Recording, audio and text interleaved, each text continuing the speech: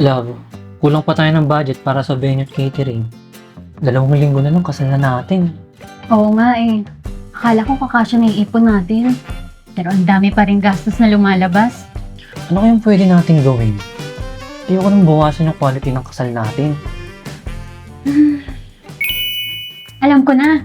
Subukan natin ang one hand. One hand? Baka scam yan, love. Hindi, no? Legit na loan app si One Hand. Kasi registered sa SEC at NPC.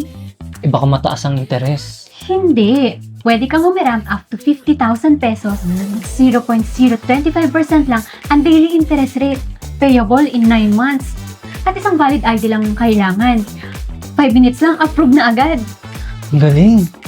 Buti na lang at may one hand. Matutuloy na ang dream wedding natin. I-click lang ang link sa baba para makapag-apply agad. Sagot ka ni One Hand.